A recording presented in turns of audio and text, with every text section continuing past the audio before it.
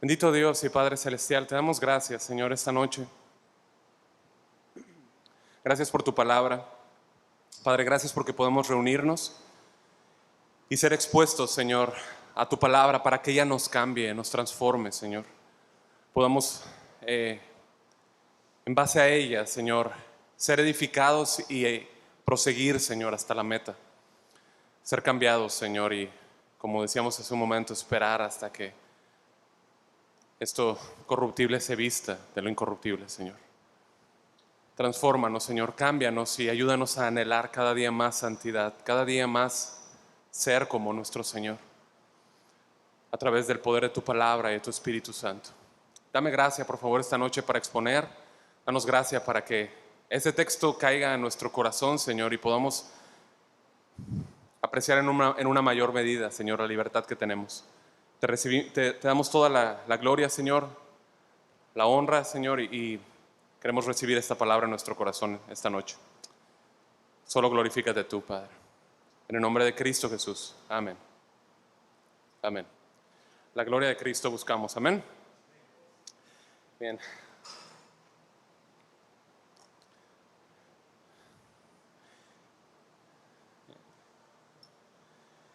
Bien, estamos en la carta a los Gálatas, nuestro estudio. Por la gracia de Dios ya llevamos 34 enseñanzas, hermanos.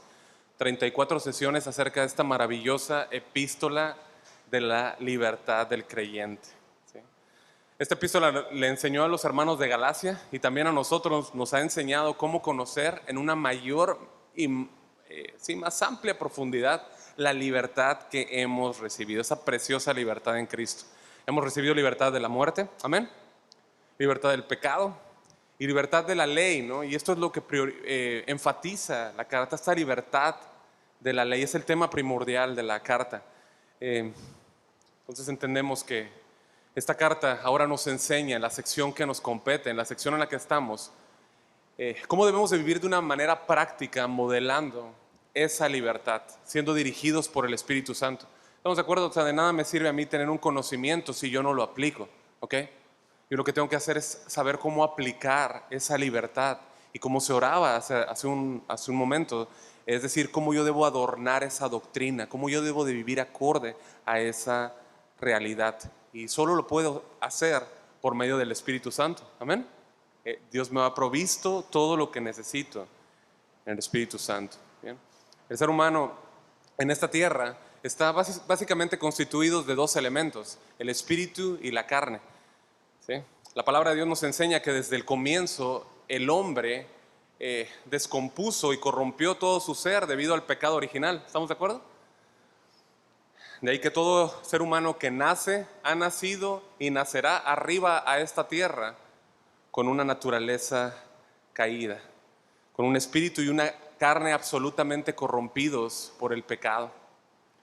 Obviamente en este mismo contexto, la carne y sus deseos han sido los que han llevado al hombre a construir su vida alrededor de sus pensamientos y sus deseos. Y acorde a lo que nos dice el apóstol Pablo en Efesios capítulo 2, versículo 3, los deseos, la voluntad y los pensamientos de la carne son los que gobiernan y dirigen al hombre natural. ¿Me siguen?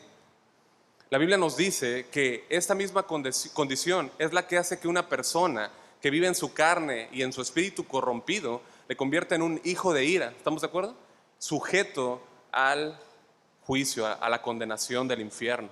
En medio de esa terrible realidad, nosotros sabemos que Dios manifestó su gracia enviando a su Hijo Jesucristo para que a través de su muerte y resurrección, aquellas personas que por su misma gracia puedan creer en Él, que ahora tengan el privilegio de que su espíritu sea renovado. La Biblia dice que aquella persona que se arrepiente de sus pecados y que confía completamente en Jesucristo como su Señor y Salvador reciba vida eterna. ¿Estamos de acuerdo? Entonces esa persona comienza ahora a experimentar una nueva realidad, esa realidad que ahora evidencia una nueva naturaleza espiritual, en la cual el creyente ahora muestra una nueva mente, la mente de Cristo, al ser hecho partícipe de la naturaleza divina, como nos dice el apóstol Pedro. Y esto no es más que asemejarnos cada día más a Jesús, a nuestro Señor, asemejarnos más a nuestro Señor Jesús. Amén. Parecernos cada día más a Él. ¿Sí?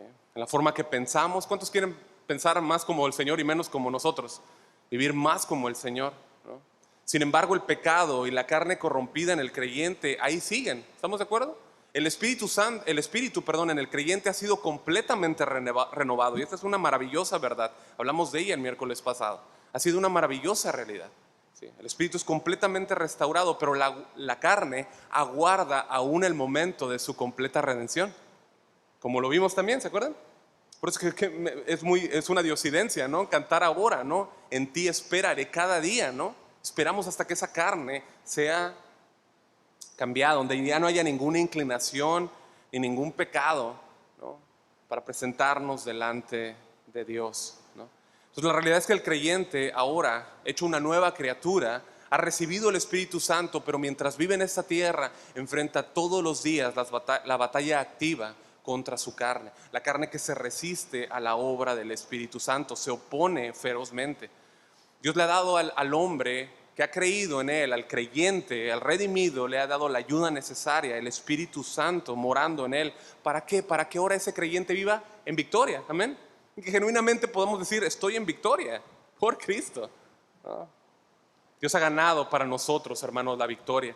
Eso es algo resuelto, ¿estamos de acuerdo? La victoria ya ha sido ganada, pero el creyente necesita y debe afrontar cada día la batalla con su carne, ¿sí? Todos los días buscar reflejar a Cristo, peleando con nuestra carne para no servirle, sino buscar servir a nuestro Rey todos los días. Amén. Un día estaremos delante de nuestro Rey. Un día final estaremos delante de aquel que nos compró. Ya no tendremos más esa batalla, ya no enfrentaremos una carne que quiere hacer su voluntad, una carne que desea oponerse, una carne que quiere pecar. Seremos glorificados, adoraremos por siempre a nuestro amado, sin ninguna interrupción que quite de nuestra vista su gloriosa presencia. Y esa realidad, hermanos, debe empujarnos a ti y a mí para vivir en consecuencia con ella. ¿Me siguen? Esa realidad debe ser ese motor que me empuje a mí a vivir en consecuencia a ella. Y eso es lo que Pablo nos ha querido enseñar en esta última sección de la carta a los Gálatas, en cómo vivir una vida práctica a la luz de la Escritura, ¿sí? Cómo vivir una vida en esa grandiosa libertad que tenemos en Él. Y Pablo nos ha llevado ahora a meditar en estas semanas acerca de esta preciosa realidad que tenemos y que entonces podamos reflejar la obra de Cristo hecha en nuestras vidas. Amén. Entonces vamos a leer juntos el capítulo 5 y vamos a leer desde el versículo 16 hasta el 25, por favor. Gálatas 5, 16 al 25.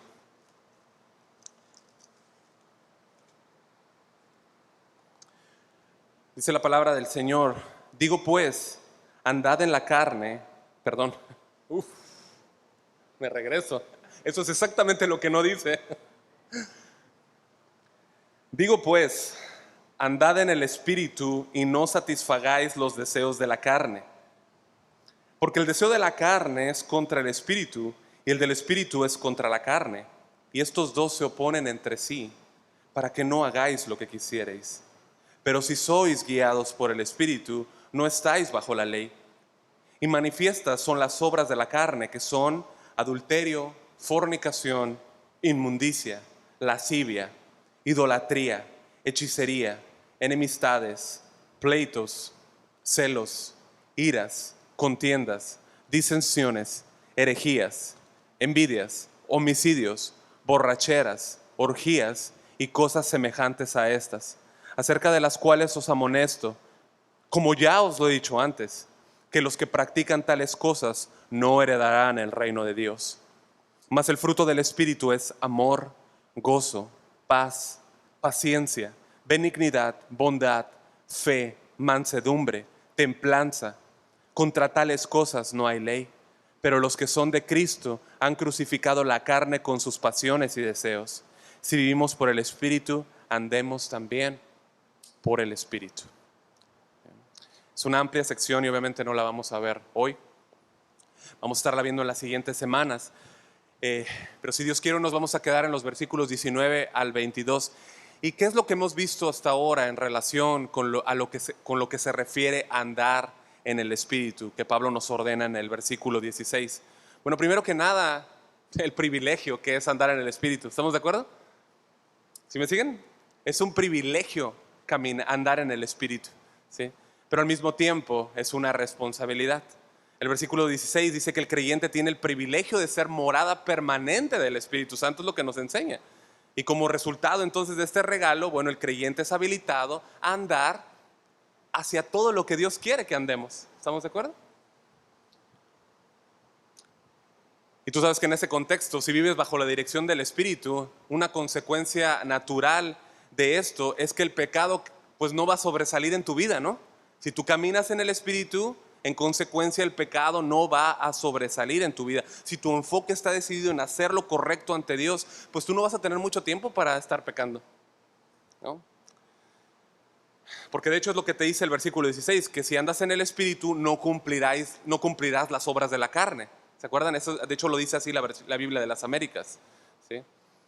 Si andas en el Espíritu no cumplirás las obras de la carne. Pasando al versículo 17 vemos que nos enseña que hay una seria batalla interna entre ¿qué? Entre el Espíritu y la carne, ¿no? Es una batalla que tiene que combatirse y se combate dentro del creyente. Porque el deseo de la carne es contra el Espíritu y el del Espíritu es contra la carne, y estos se oponen entre sí para que no hagáis lo que quisierais. Hermanos, un incrédulo jamás va a tener esta batalla, ¿no? Un incrédulo no experimenta esta batalla en su interior, y no la experimenta por la sencilla razón que no tiene el Espíritu Santo en él, ¿no? Una evidencia de que eres un genuino creyente es que experimentas esa batalla, vives esa batalla, la sientes, la conoces, ¿sí? Un no creyente puede sentir algún conflicto moral cuando su ética es atacada, ¿estamos de acuerdo? Cuando sus conceptos son violentados, cuando se siente mal por algo que hizo o porque lo descubrieron. Eso es algo que puede, por lo que puede pasar o que puede sentir un no creyente, ¿sí? Pero tú y yo tenemos que saber que esa batalla es real. ¿Cuántos la experimentan? Es una batalla real, es que tú la experimentas sí o sí si eres creyente, sí o sí.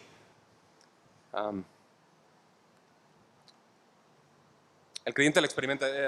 Escuché hace unos días un maestro que hablaba, ¿no? Que el creyente no es que no le importe el pecado cuando peca, ¿sí? Todo creyente le va a importar cuando peca. ¿Estamos de acuerdo? Todo creyente. El problema es que a veces nos importa poco. Esa es la cosa. Pero el creyente va a experimentar esta batalla. Él sabe que su lucha es real. Y escucha, no debes de rehusar esa batalla o tratar de rehuirla o evitarla. No, no, no. ¿Qué es lo que necesitas saber? Cómo pelear esa batalla. ¿Estamos de acuerdo? Lo que tú necesitas saber es no por qué puerta salir corriendo, sino cómo pelear correcta y genuinamente la batalla que has sido llamado a pelear. Y también en el versículo 18 vemos que el creyente, bueno, ya no está bajo la ley, pero si sois guiados por el Espíritu no estáis bajo la ley. Y esto por ningún momento está hablando de que el creyente está desvinculado a la ley en el sentido que tenga que cumplirla. ¿Estamos de acuerdo? No, no, no. Dije algo mal, ¿verdad? Sí. De ninguna manera estamos diciendo que el creyente esté desvinculado a la ley en el sentido de que, es decir, sí está desvinculado en que ya no tiene que cumplirla como una carga para ser salvo, ¿sí? Pero de ninguna manera no está en el compromiso moral de llevarla a cabo. Y vimos entonces que Pablo nos ha enseñado hasta ahora que la ley nunca tuvo el propósito de salvar. ¿Estamos de acuerdo? La ley que hace mostrarle al hombre su pecaminosidad y al mismo tiempo mostrarle su imposibilidad en ser salvo bajo sus propios méritos o recursos, ¿sí? En Gálatas ahí, capítulo 5, versículo 14, Pablo nos enseña que la forma en que el verdadero creyente ahora puede relacionarse con la ley es ¿cómo? Con el amor. ¿Estamos de acuerdo? ¿Sí me siguen? Cuando el creyente ama, está cumpliendo la ley, ¿sí? Ha sido capacitado por el creyente, por el Espíritu Santo que mora en él para entonces vivir en amor y comunicar ese amor a otros. Amar a Dios por sobre todo y amar a su prójimo. Cuando tú amas, como vimos, de manera práctica, eso es cumplir la ley, ¿no? O sea, tú no estás ahí parado viendo la ley, ahí todo desanimado porque no puedes cumplirla, ¿verdad que no? No, tú ya sabes que Cristo la cumplió por ti y ahora has sido habilitado, ¿sí? Tú ya no quieres ganarte tu salvación, eres guiado ahora por el Espíritu Santo a amar a Dios y amar a las demás personas. Y al hacer eso, ¿qué estás cumpliendo? La ley. Estás cumpliendo la ley, exactamente. Eso es lo que te está diciendo el versículo 18. Esa es la manera en que Dios quiere y ha provisto que nos relacionemos con Él y con el prójimo. Jesús dice en Mateo 22 que la ley se resume en ¿qué? En amar a Dios sobre todo y entonces amar a tu prójimo como a ti mismo, ¿sí? Como a ti mismo. Así que ya la palabra de Dios hasta este punto nos ha enseñado la importancia de andar en el Espíritu, ¿ok? Nos ha apuntado claramente acerca de la batalla entre la carne y el Espíritu. Nos ha hablado además de que hemos recibido todo lo necesario para vivir la ley, no como una carga, sino como una entrega de amor, ¿sí? No como un yugo pesado, sino como un deleite en el cual yo camino en el Espíritu y mientras camino amando a Dios y amando al prójimo, estoy cumpliendo la ley de manera concreta, estoy amando, ¿ok? Y ahora Pablo en los versículos siguientes lo que va a hacer, va a darnos sorprendentes listas bien definidas para que a través de ellas, mis hermanos, tú y yo hagamos un examen y veamos en qué posición nos hallamos. Si en la carne o en el Espíritu. Si la carne dirige nuestras vidas o el Espíritu Santo es el que está fluyendo en nuestras vidas.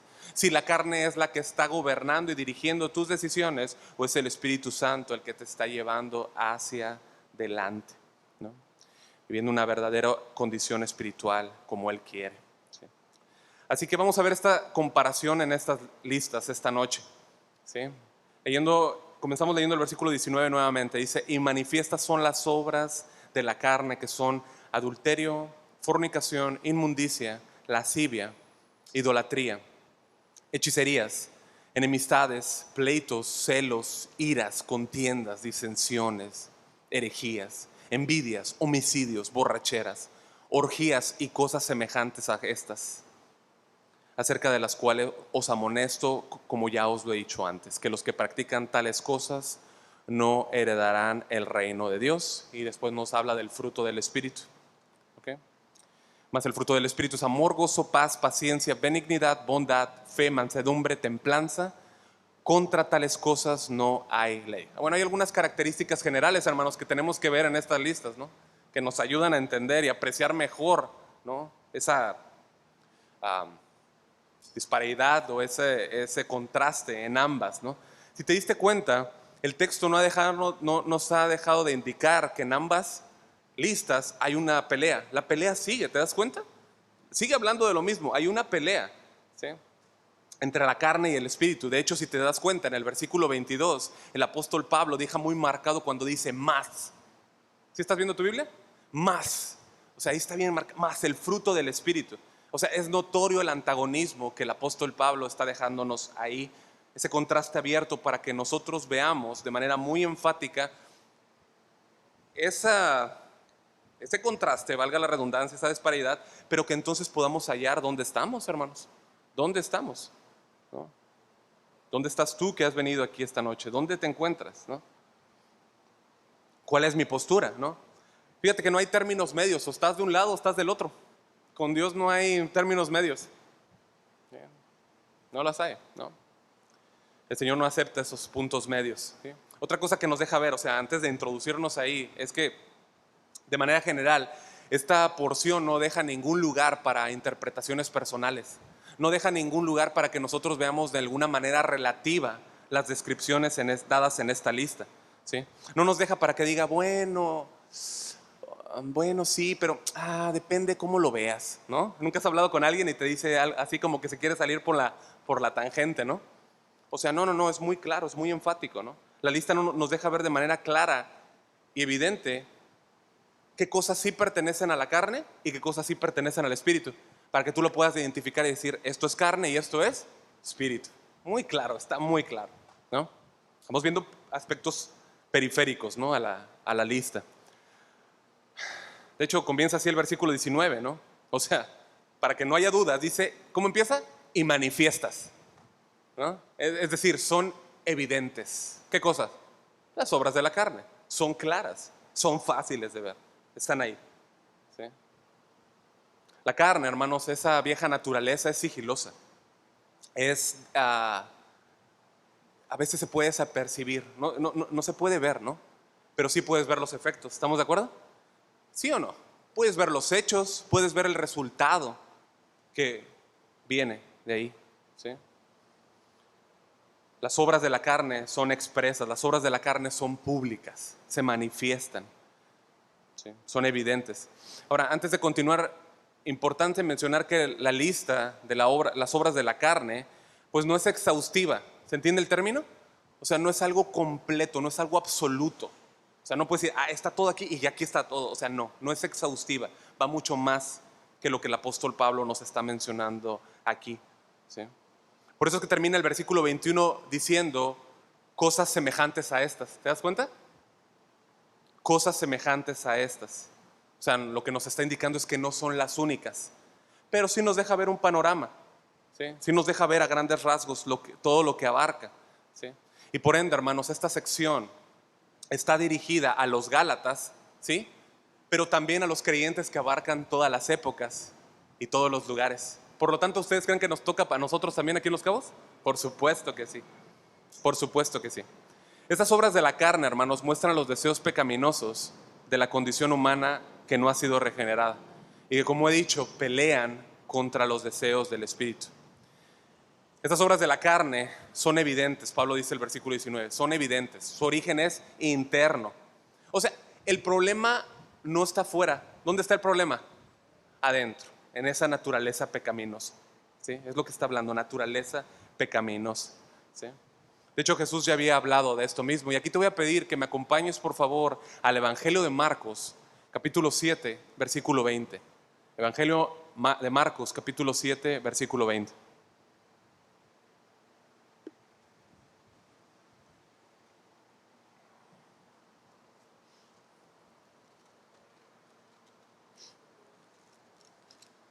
Siete veinte. Bien. Comienza, pero decía, ¿no? Y tú te preguntas a quién le decía, ¿no? Bueno, estaba hablando con los discípulos. En el versículo 1, si tú ves, tiene, ahí está, pues hay una acusación de esos fariseos y escribas contra él, ¿no? Y contra sus discípulos, sus discípulos. ¿Por qué? Porque los discípulos no hacían ¿qué? No se lavaban las manos, ¿sí? Es decir, y aquí está hablando de sus tradiciones, no seguían sus tradiciones, no seguían sus ceremonias, ¿sí? No estaba hablando de una cuestión de limpieza propiamente, ¿sí? O sea, como cuando vas al Costco y de repente te enfermas por algo que comes ahí, ¿verdad? No está hablando de eso, es decir, no estaban siguiendo sus ceremonias, no estaban siguiendo sus tradiciones, ¿sí? Entonces Jesús, ¿qué hace? Les empieza a explicar a los discípulos. Los discípulos se le acercan y le preguntan y él les responde, ¿sí? Les explica qué cosa. Versículo 20, que lo que del hombre sale, eso contamina al hombre. Quiero que tú notes cuántas veces Jesucristo, perdón, es que es un versículo que se les olvidó ingresarlo acá en la Biblia. ¿Tú crees? Mataron una nota que se les olvidó ingresar ese versículo. Quiero que notes cuántas veces Jesús hace mención o apunta acerca de cómo las maldades provienen del interior del hombre, ¿sí? Fíjate, versículo 20, que de lo que el hombre sale, ahí está haciendo alusión a lo de dentro, ¿no? Contamina al hombre, ¿sí? Porque de dentro, ahí está, del corazón de los hombres salen los malos pensamientos, los adulterios, las fornicaciones, los homicidios, los hurtos, las avaricias, las maldades, el engaño, la lascivia, la envidia, la maledicencia, la soberbia y la insensatez. Todas estas maldades, ¿qué dice? De dentro salen y contaminan al hombre, ¿no? ¿Cuántas veces menciona, no, Cristo esto en esta versión tan pequeña? Y si te das cuenta, ¿notaste que hay una similitud entre la lista que hace Jesús y la lista de Pablo? Hay como una igualdad, ¿no? Una similitud en ella, ¿no? Pero el punto es que estas maldades, hermanos, salen de dentro de los hombres, salen, brotan de los apetitos de nuestra carne no regenerada. Esta lista es un feo catálogo, ¿sí?, de pecados que se originan en nuestra naturaleza caída. Dije bien, en nuestra naturaleza caída, no en el mundo, no en Satanás, ¿ok? Ambos. El mundo y Satanás proveen tentaciones al hombre, ¿no? Es decir, le construyen el ambiente perfecto para que el hombre pueda dar lugar a esos pecados. Pero esos pecados, esos deseos se originan ¿en dónde? En el corazón del hombre, dentro del hombre, ¿sí? En la naturaleza caída, son obras de la carne, ¿sí? Y aquí es donde choca tanto lo que dice la psicología y lo que dice la escritura. La psicología, ¿qué hace? Excusa las conductas del hombre, ¿sí? Culpando a los agentes externos. ¿Estamos de acuerdo? Eso es lo que hace la psicología.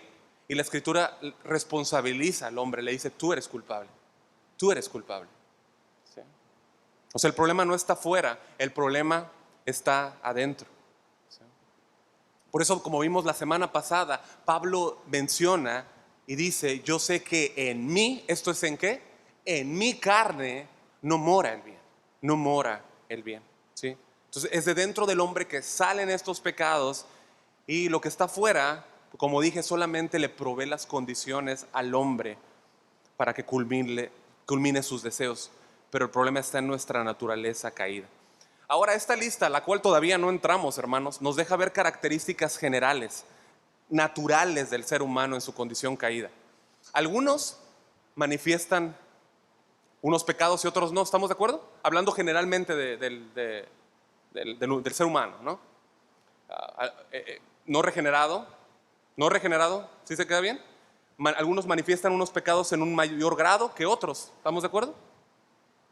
Eso es, ¿no? En una mayor medida u otra, ¿no?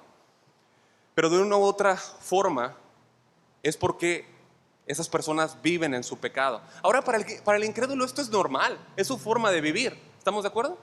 Es su forma en la que se manifiesta el ser humano.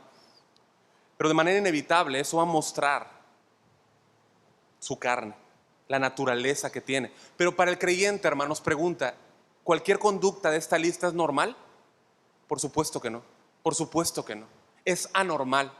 Y lo que va a hacer en el hombre es producirle mucho daño y consecuencias terribles, cualquiera de ellas. ¿Me siguen? Ok. Esta lista que vamos a ver, pues brevemente, la verdad es que, hermanos, brevemente, se podría dividir en cuatro ámbitos. Cuatro ámbitos. La primera habla de la sexualidad. La segunda habla de la religión. La tercera habla de los vínculos o las relaciones personales. Y la cuarta habla acerca de la bebida, ¿no? Primero vamos a ver el ámbito del sexo, ¿no? La inmoralidad sexual, la impureza o la sensualidad, es lo primero que toca, ¿no? Hoy en día nos horroriza, ¿no? La inmoralidad sexual. Vemos y yo no sé ustedes, pero yo prendo YouTube y veo cosas que cada vez son más espantosas, ¿sí? Y así debe de ser. ¿Estamos de acuerdo? Si no te está espantando, algo está mal. Algo está mal. Y no voy a entrar en detalles porque hay algunos pequeñitos, ¿sí? Pero en tiempos del apóstol Pablo, bajo un gobierno o bajo la cultura grecorromana, no era diferente que en nuestros días. También se vivía de esta forma, ¿sí? Bajo una, pues sí, bajo una forma perversa, ¿no? Algunos escritores, y no eran cristianos, sino paganos, hablaban acerca de su descontento en cómo se vivía la inmoralidad sexual en sus días. No cristianos, no cristianos. O sea, imagínate lo asqueroso que era, pero no nada lejano a nosotros. La Reina Valera dice, del versículo 19, dice, los primeros dos pecados o obras de la carne, dice adulterio y fornicación. Bueno, el adulterio es la infidelidad a la relación matrimonial, ¿ok? Es violar el pacto matrimonial. Es un pecado que el culpable debe de arrepentirse y confesarlo delante de Dios. ¿Estamos de acuerdo? Nuevamente, la lista no es exhaustiva y yo no puedo entrar a detalle, ¿sí? Pero es un pecado que el que lo comete debe de arrepentirse y confesarlo delante de Dios. La fornicación es toda relación sexual ilegítima, ¿sí? Se refiere a cualquier intercambio sexual de personas no casadas, pero también podría aludir a cualquier conducta sexual ilícita.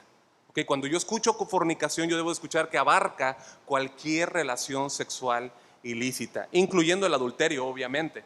Proviene de aquella palabra griega antigua, porneia, de donde se deriva la palabra en nuestros días pornografía. ¿Okay? Inicialmente se usaba esto para referirse al uso de una prostituta. Así fue como comenzó, pero posteriormente se utilizó para cualquier uso o práctica desviada, ¿ok? Cualquier variedad de pecado sexual como el homosexualismo, ¿sí? Pablo usa esta misma palabra cuando se refiere allá en 1 Corintios 5:1 al referirse a un hombre que llevaba una relación ilícita con su madrastra, una relación incestuosa. ¿Se acuerdan? Es esa misma palabra que él utiliza. El Nuevo Testamento nos da muchas citas de esta palabra como representación de cualquier conducta sexual ilícita. ¿Está claro? ¿Está aquí? Una segunda obra de la carne es inmundicia, ¿sí? Es otra manera de conducta sexual inapropiada, ¿sí? En su significado nosotros deberíamos de entenderla como exactamente lo opuesto a la pureza, ¿ok? Inmundicia es lo opuesto a la pureza. Así es como yo la puedo ubicar, ¿sí? Cuando algo no es puro para Dios, ¿yo cómo debo de verlo? Como inmundo. Cuando algo no es puro para Dios, yo debo de verlo como algo inmundo. Esa palabra es la palabra griega akatsarsia, que significa, literalmente significa algo que está sucio, algo que no ha sido purificado, algo que no puede ser presentado a Dios, ¿sí? Esta palabra se usaba en un entorno médico para referirse a una herida que está infectada y supurante constantemente. Una herida infectada y supurante. Mantén esa idea ahí, ¿ok? Mantén esa foto de esa herida ahí. ¿Sí? Infectada y supurante, ¿no? La escritura utiliza la palabra katsarsia para referirse a estar limpio ceremonialmente. De ahí que akatsarsia, es como, ¿se acuerdan la palabra nomos, que es ley? Lo digo porque se ha tocado mucho durante muchos años. Anomos, ¿qué es? Sin ley, ¿no? Bueno, akatsarsia significa sin limpieza, ¿ok? Delante de Dios, alguien impuro no se podía presentar, ¿estamos de acuerdo? No podía hacerlo, había falta de purificación. Este término que utiliza Pablo tiene un sentido, primero que nada, de desorden, ¿sí? Como de confusión, denota suciedad tanto física como moral. De manera general, se trata de todo pensamiento corrompido. Habla de palabras sucias, habla de palabras de doble moral, habla de palabras lascivas, ¿sí? Y aunque esta palabra no indica necesariamente el acto físico sexual, sí habla, ¿sí? Sí habla de aquellas cosas que lo inclinan, aquellas cosas que lo fomentan, aquellas cosas que crean el entorno, como ver pornografía. ¿Me siguen? Como ver pornografía. Es el de sentido desordenado, aquella actitud moral que busca satisfacción por encima de cualquier otra cosa. El ejemplo claro de esto está en el Señor Jesús, cuando hablan en el Sermón del Monte, ¿sí? Cuando Él se refiere a lo que es desear la mujer del prójimo, ¿sí? Lo identifica como potencial. Es donde se comienza el deseo impuro. ¿Se entiende hasta aquí? Es lo que hace que esa persona que está viendo y manteniendo pláticas o vistas impuras se vea como esa herida supurante e infecciosa, ¿sí? Es una herida que no cierra. ¿Por qué? Porque estás viendo. No dejas esa herida se sana, no dejas que esa herida deje. ¿Sí se entiende la idea? Ay.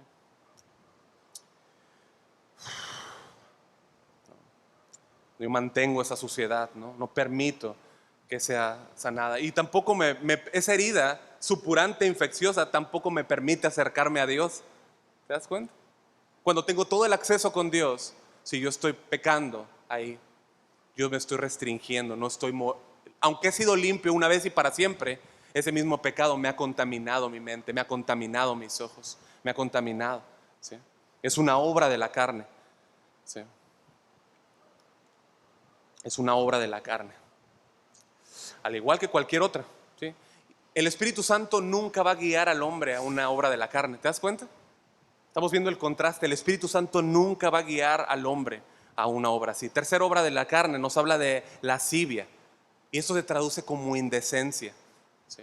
Algunas versiones dicen libertinaje. No sé si alguna de ustedes tiene otra versión. Habla de libertinaje.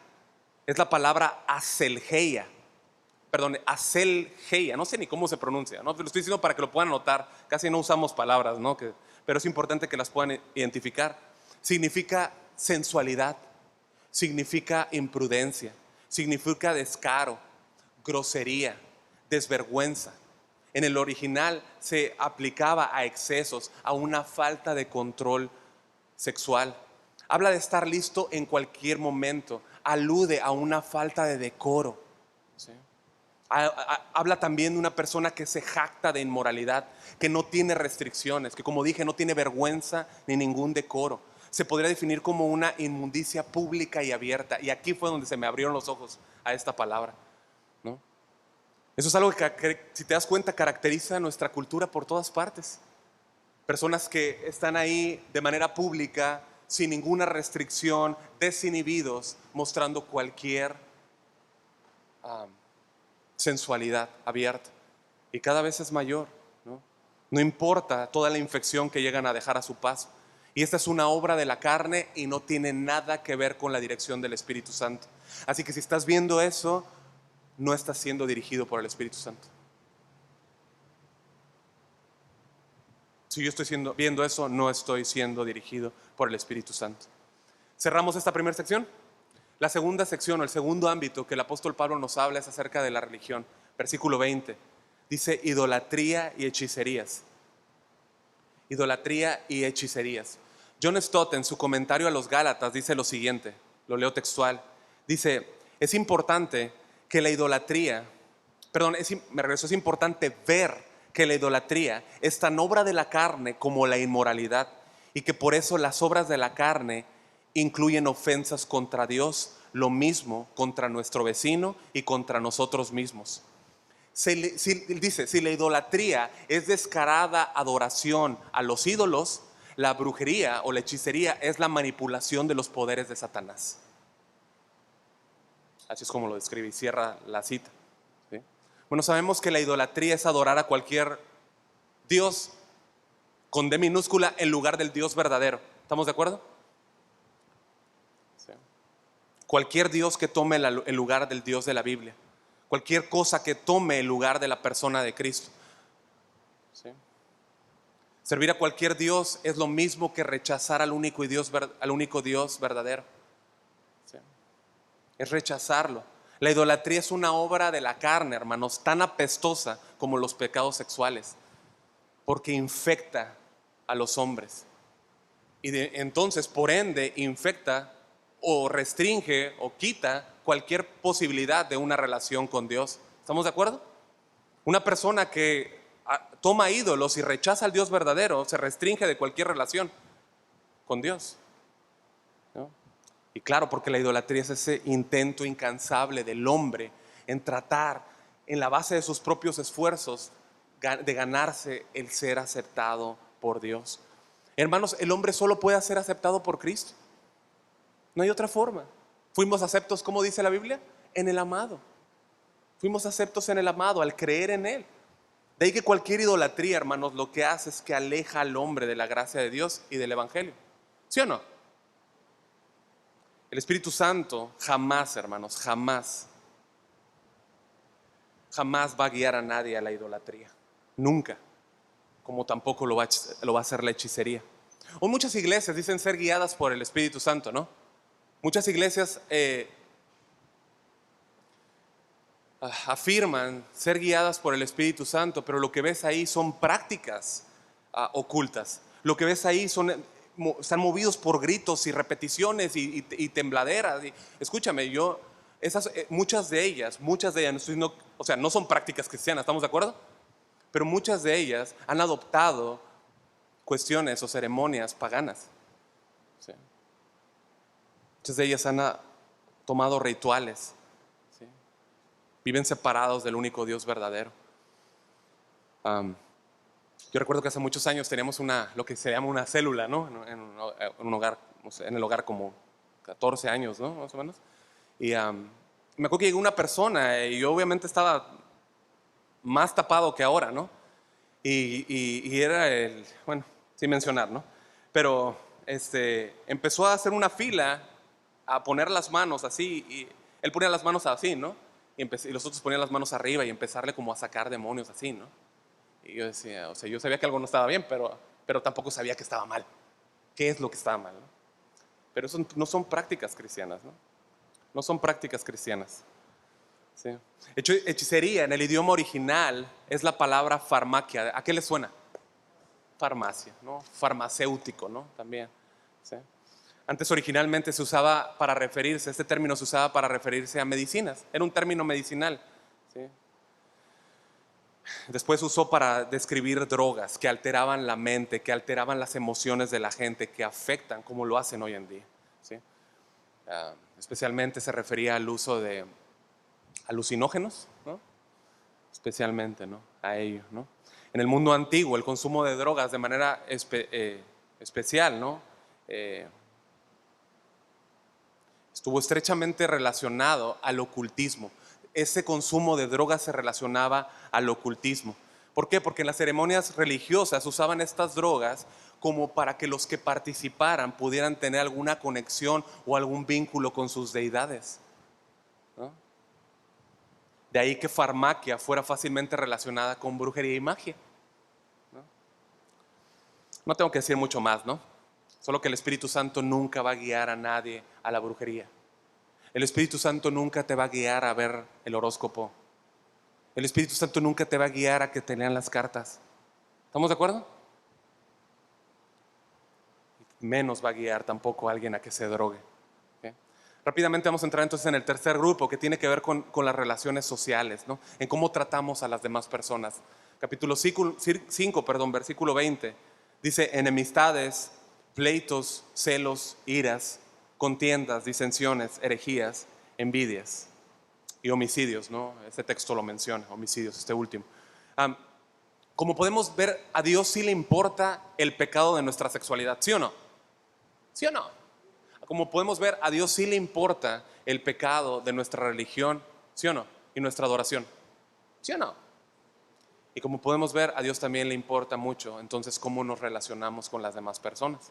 A Dios le interesa nuestro trato con las demás personas. Enemistades, esta palabra está en el plural, ¿sí? Y se refiere a intensas actitudes de maldad que son dirigidas hacia los demás, ¿sí? Que terminan en ¿qué cosa? ¿Cuál es lo siguiente? Pleitos. Terminan en pleitos. Pleitos son discordias. William Barclay, el lingüista, dice lo siguiente: originalmente esta palabra tenía que ver principalmente con la rivalidad por los premios, ¿ok? Significa la realidad que ha encontrado su resultado en peleas y disputas, ¿no?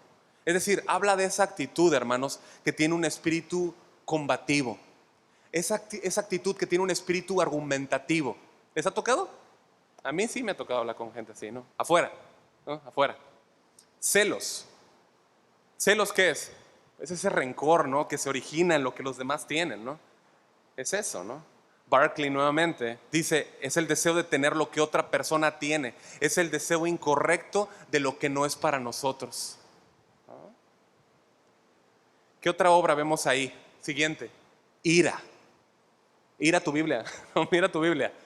Ira, ¿sí? Esa es la palabra griega thumos. No sé cómo se pronuncia, thumos.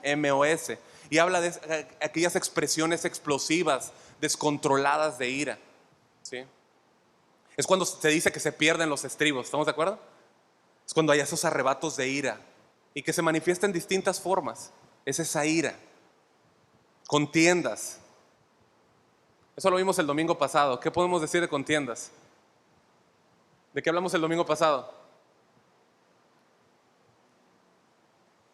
¿Se acuerda? Vamos.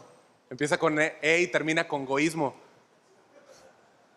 Egoísmo, ¿no? Hablamos del egoísmo. Son esos esfuerzos centrados en el yo, en mí mismo, ¿sí? Es aquella actitud que solamente piensa en una persona, yo, ¿sí? No es otra cosa que esa ambición egoísta. Hablamos de ello el domingo, hermanos, ¿sí? Pregunta: ¿el Espíritu Santo guía a alguien hacia el egoísmo? ¿Hacia las contiendas? Jamás, jamás, hermanos. Disensiones. Habla de divisiones, ¿sí? Habla de esos desacuerdos, esas desuniones. ¿El Espíritu Santo guía eso? No, lo vimos el domingo pasado. El Espíritu Santo nos guía hacia la unidad.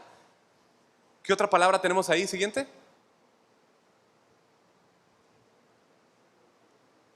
Hermano, no me espante porque yo no sé si me están siguiendo o no. herejías, herejías. Algunas traducciones lo traducen como, valga la redundancia, como sectarismo, ¿sí? Herejías. ¿Sí? Significa también, habla de divisiones causadas por desacuerdos. Perdón, me regresé. En el original esta palabra significa elegir, ¿sí? Habla de elecciones, ¿sí? Nosotros podríamos vincularla o asociarla automáticamente con doctrinas erróneas, ¿no? Cuando hablamos de herejías, pero no es de eso lo que está hablando. Aquí significa o se refiere a esa actitud de elecciones, donde yo escojo bando y hago grupos. ¿Estamos de acuerdo? Donde yo elijo qué posición divido, ¿sí? Y eso es lo que lleva a dividir iglesias, esa actitud, ese sectarismo, ¿sí? Dice William Barclay también, existe toda la diferencia en el mundo entre creer que tenemos razón y creer que todos están equivocados. Sí, existe un mundo de diferencia entre creer que tengo razón y creer que todos están equivocados, dice él, ¿no? La convicción inquebrantable es una virtud cristiana. La intolerancia inquebrantable es un pecado. Profundo, ¿no? En otras palabras, es aquella obra de la carne que conduce a la división, hermanos. ¿Sí? Es aquella condición, aquella actitud que lleva a las personas a llevar a hacer divisiones, perdón, ¿sí? En vez de buscar la unidad. Un creyente carnal busca divisiones. Un creyente carnal busca hacer grupos. Sí, sí es cierto. Puede ser creyente, pero puede ser carnal, ¿sí o no? Porque se me queda viendo así como raro. Un creyente carnal puede hacer eso. Un creyente maduro, ¿qué hace? Busca unidad. Un creyente maduro busca ese vínculo del amor. Procura el vínculo del amor y de la unidad, hermanos. ¿Sí? El creyente carnal busca divisiones. El maduro, unidad. Hablamos el domingo de eso. ¿Sí? El Espíritu Santo pregunta, ¿nos guía hacia el sectarismo? Jamás. Jamás, Él nos guía hacia la unidad. En este grupo también encontramos, ¿qué más? Las envidias. ¿Sí? Que esto es más que desear lo que los otros tienen. Esos son celos, ¿no? Envidias es esa amargura por no tener lo que los otros tienen. O más bien es esa amargura a que los demás tengan cosas. ¿Sí?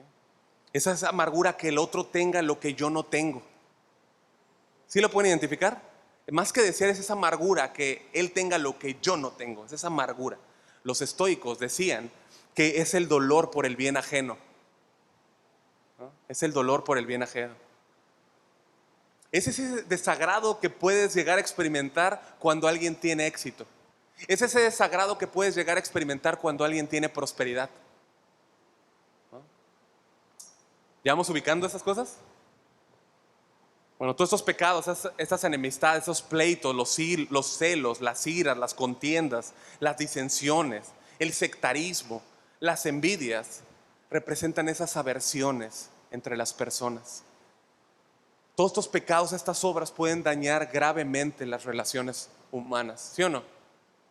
E incluso llevar a generaciones a que se odien entre sí. ¿Nunca han escuchado historias de alguien que decía, no, es que mi papá o mi abuelo odiaba a tal familia y ahora se siguen odiando? Y dices, pero siguen cargando durante generaciones ese mismo peso. De aquí proviene, de estas cosas de la carne. Qué terrible, ¿no? Y en algún momento puede terminar en ¿qué? ¿Cuál es el último de este grupo? Homicidios, ¿no? No tenemos mucho que decir de eso, ¿no? El último grupo que nos da esta lista es la bebida. El versículo 21 nos habla de borracheras y orgías. La Nueva Traducción Viviente lo traduce como las fiestas, como fiestas desenfrenadas, ¿sí? Estos son considerados como pecados sociales, ¿sí? Y al referirse Pablo a estos pecados u obras de la carne hacia los Gálatas, les estaba recordando que eran cosas ante las cuales los Gálatas debían de permanecer firmes. Eran cosas ante las cuales los Gálatas debían de ponerse en guardia. ¿Por qué? Porque ¿cómo se llama? Su historia era en esta realidad. Ellos provenían ellos eran paganos, ¿no? Participaban de todas estas fiestas. ¿sí? Ellos participaban de esas ceremonias paganas, habían sido parte de esas fiestas desenfrenadas. ¿Se acuerdan que pasamos por ahí? Cuando habla de su idolatría de ellos antes. ¿Sí? O sea, y de manera general habla al hecho de embriagarse, ¿sí? Y cómo ese embriaguez termina en conductas deshonrosas, termina en fiestas o en conductas vulgares, en conductas indecentes, en conductas o en fiestas ruidosas, escandalosas. Eso es todo lo que ves, ¿te das cuenta? En los hoteles. Bueno, sí, yo espero que esa no sea tu realidad, o que no siquiera estés de acuerdo con ello, ¿no? Ahora, esto quizá formó parte del pasado terrible de algunos de ustedes o de nosotros. ¿Estamos de acuerdo? Si me ayudan allá, por favor. Ahora en Cristo somos llamados a desechar estas obras y caminar ¿en qué? En luz.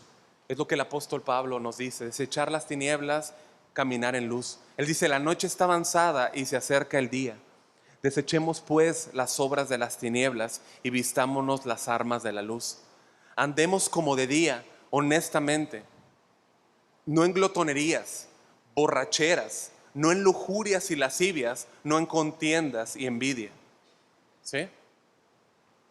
La lista que nos da entonces el apóstol Pablo aquí, como vimos, no es exhaustiva, ¿no? ¿Cómo termina aquí? Cosas semejantes a estas. ¿Sí? O sea, no deja espacio para cualquier otra obra de la carne, cualquier cosa semejante a esta, es lo que está diciendo. Cualquier cosa semejante a esta. ¿Sí? Cualquier cosa que represente lo que esta lista manifiesta, está aquí, está dentro de esta lista. Cualquier obra de la carne. Y Pablo, después de que termina esta lista, hermanos, de las obras de la naturaleza caída, a través de estos 4 grupos, el sexo, la religión, las relaciones humanas y la embriaguez, borrachera, ¿sí? Nos concluye dándonos una seria advertencia acerca de las cuales os amonesto, como ya os lo he dicho antes. O sea, esto nos deja claro que el apóstol Pablo ya se los había dicho antes, ¿se dan cuenta? Ya les había dicho a los Gálatas, cuidado con eso. ¿Por qué? Porque conocía su pasado, ¿estamos de acuerdo? Debían de tener cuidado, ¿sí? Como ya os lo he dicho antes. O sea, Pablo estuvo constantemente instruyendo a los Gálatas acerca de cómo debían vivir como cristianos. ¿Te das cuenta de que nada sirve tener el conocimiento aquí si no lo bajo acá? ¿Sí? Como ya os lo he dicho antes, les dice, ¿no? Les he hablado cómo debían de vivir en coherencia, como decíamos a un principio, adornando la doctrina, aquella doctrina que apunta mi realidad ahora en Cristo, ¿sí? Bueno, los Gálatas, igual que tú y que yo, vivían en una cultura que evidenciaba las obras de la carne, ¿sí? Y si bien ellos habían sido enseñados por Pablo, al igual que tú hemos sido enseñados, ¿sí? De que la salvación es solo por gracia, que la salvación es solo por fe, que no me la gano, que no es por mis obras, ellos, al igual que nosotros, debíamos entender la alta responsabilidad que tenemos al haber recibido esa salvación. ¿Estamos de acuerdo? Debemos de entender la alta responsabilidad que tenemos en la salvación que recibimos, en vivir ahora no para ganarme la salvación, pero en gratitud por esa salvación. ¿Sí o no? La advertencia tan grave que Pablo da al final del versículo 21, ¿sí? Está aquí, ¿no? O sea, ¿qué fue lo que Pablo les había dicho antes? Que los que practican tales cosas, que dice, no heredarán el reino de Dios, ¿no? No heredarán el reino de Dios. Esto puede poner a temblar a muchos hermanos, ¿no? A muchos creyentes. Y el asunto es este, o sea, ¿dónde es que recae la columna o en dónde se apoya ese texto? ¿Cuál es la palabra que tú ves ahí más significativa? Practican, ¿sí? Ese es el punto, ahí es donde, o sea, los que practican tales cosas no heredarán el reino de Dios, ¿no? El verbo, como está conjugado, habla de algo constante, algo habitual. John Stott dice que el verbo prasontes, practican, se refiere a la práctica habitual en lugar de un lapso aislado, ¿sí? En otras palabras, lo que él está diciendo y lo que dice Pablo principalmente, y lo que dice la palabra de Dios principalmente, sobre todo, que la palabra de Pablo es palabra de Dios, ¿sí? Es que los que practican, o los que practican las obras de la carne, los que viven habitualmente en estos pecados, lo que hacen es poner de manifiesto que no es el Espíritu Santo quien los dirige. Por lo tanto, no pertenecen al reino de Dios. ¿Sí? Eso es lo que está hablando. Eso es lo que está diciendo. Los que practican el pecado no pertenecen al reino de Dios. No los dirige el Espíritu Santo. ¿Sí? Un creyente puede pecar ocasionalmente, ¿no? Y cuando lo hace, ¿cómo se siente? Terrible, disciplinado, enseñado, azotado, guiado, consolado, llevado a Cristo, ¿no? ¿Sí o no? Yo sé que cuando peco yo puedo volverme de inmediato a Cristo. ¿Estamos de acuerdo? ¿Sí o no? Yo sé que puedo hacerlo, pero el Espíritu Santo me va a decir: pecaste, ofendiste, y me va a llevar a un arrepentimiento. ¿Sí? Entonces un creyente puede pecar ocasionalmente. ¿Sí? El contraste con una persona no regenerada es que peca habitualmente. ¿Sí? Hace como que cosas ahí como que para tapar el ojo, ¿no? Ahí como que más o menos cosas. Vive como el diablo, ¿no? Y hace cosas buenas de vez en cuando para tapar el ojo. ¿Sí? Así es como vive. Es su práctica habitual. El que es regenerado da fruto del Espíritu, como vamos a ver muy pronto. ¿Sí? Es hijo de Dios. Ahora el Espíritu Santo en él lo ha habilitado para vivir en santidad. Mira este contraste que hace el apóstol Juan entre los no regenerados y los que han sido regenerados por el poder del Espíritu Santo. Escucha. O ve. El que practica el pecado es del diablo, porque el diablo peca desde el principio. Para esto apareció el Hijo de Dios, para deshacer las obras del diablo. Versículo 9. Todo aquel que es nacido de Dios, ¿qué dice? No practica el pecado, porque la simiente de Dios permanece en él y no puede pecar. No practica el pecado. ¿Estamos de acuerdo? ¿Por qué? Porque es nacido de Dios. ¿Sí? Acompáñame por favor a 1 Corintios 6. ¿Sí? Ya para terminar. 1 Corintios 6. Aquí el apóstol Pablo les da una seria advertencia a los corintios, ¿no? Corintios que eran amados, pero habían varias cosas que corregir, ¿no? Mira la advertencia del apóstol Pablo, 1 Corintios 6, 9.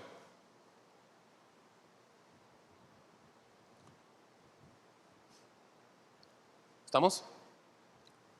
Empieza con una pregunta, dice: ¿no sabéis que los injustos, fíjate, es lo mismo que está hablando lo que está hablando Pablo en Gálatas, ¿no sabéis que los injustos no heredarán el reino de Dios? No erréis, ni los fornicarios, ni los idólatras, ni los adúlteros, ni los afeminados, ni los que se echan con varones, ni los ladrones, ni los avaros, ni los borrachos, ni los maldicientes, ni los estafadores heredarán el reino de Dios. Un creyente, hermano, ya no practica esos pecados, hermano. Fíjate cómo dice el versículo 11. Y esto erais algunos. ¿Cuánto dicen gloria a Dios? Esto eras algunos. ¿En qué tiempo está? Pasado, erais algunos, mas ya habéis sido ¿qué? Lavados, ya habéis sido santificados, ya habéis sido justificados en el nombre del Señor Jesús y por el Espíritu de nuestro Dios. Glorificad a Dios en vuestro cuerpo. ¿Sí? Entonces la indicación, mis hermanos, es que tú y yo, mi amado, por el Espíritu de nuestro Dios, ¿sí?, que nos aplicó la obra de Cristo al morir y resucitar en nuestro lugar, ahora andemos en el Espíritu. Ahora seamos guiados por el Espíritu. ¿Sí o no? Y que ni siquiera de manera ocasional pequemos. Esa es la advertencia. Un cristiano va a pecar de manera ocasional, ¿sí o no? Sí, pero la advertencia es que no peques. Mi tirada debe ser siempre buscar no pecar. ¿Cómo lo hago? Siendo dirigido por el Espíritu Santo. Siendo dirigido por el Espíritu Santo, confiando en su dirección. Hermanos, todo lo que necesitamos ya nos ha sido dado. Tenemos la ayuda del Espíritu Santo. No ignoremos las claras advertencias que el Espíritu Santo nos da. Hermanos, la salvación es un regalo y está segura en Cristo. Amén. Está segura en Cristo. Nuestra salvación es segura porque es guardada por mí o por Dios. ¿Lo dices con convicción? Es bien importante que tú tengas tu seguridad en Cristo. ¿Por quién es guardada la salvación? ¿Por ti o por Dios? ¿No dice la Biblia que sois guardados por el poder de Dios mediante la fe? Pero entonces debemos de vivir en coherencia, hermanos. Debido a que mi salvación está segura, yo debo vivir en coherencia con eso, ¿sí? Al alto llamado, a la gloriosa salvación que recibí solo en Cristo, solo por fe y solo por gracia, hermanos. Primera de Corintios 6:11, ¿sí? Nuevamente dice: y esto erais algunos. Te da un gozo saber que tú ya no eres eso. Todo lo que dice antes, ya no eres eso. Erais alguno, pero ya fuiste lavado, santificado, justificado en el nombre del Señor y por el poder del Espíritu de Dios. Glorifica a Dios en tu cuerpo. Amén. No vivamos para nuestra carne, vivamos para el Espíritu. Amén. Por el Espíritu. Andemos en el Espíritu, caminemos en el Espíritu. Seamos llenos de Él. Oremos. Bendito Dios y Padre Celestial, te damos muchas gracias. Gracias. Damos toda la gloria al nombre que es sobre todo nombre, al nombre de Jesús. Gracias porque nos fue dado el Espíritu Santo, que nos fue enviado como consolador, el Espíritu de verdad. Guíanos, por favor, Señor, por medio de tu Espíritu Santo. Guíanos, dirígenos. No queremos caminar en la carne, queremos caminar siendo dirigidos por tu Espíritu Santo, sabiendo que nuestra completa redención está próxima, está delante. Y en ti esperamos, Señor, como cantamos al principio. En ti esperamos. Guíanos, por favor, Señor, viviendo en coherencia con esa grandísima y preciosa salvación en Cristo. Todo lo pedimos en el nombre de Cristo Jesús. Su iglesia dice: amén, amén. Estamos despedidos, hermanos. Que Dios los bendiga. Sean guiados y dirigidos por el Señor. Una preciosa semana.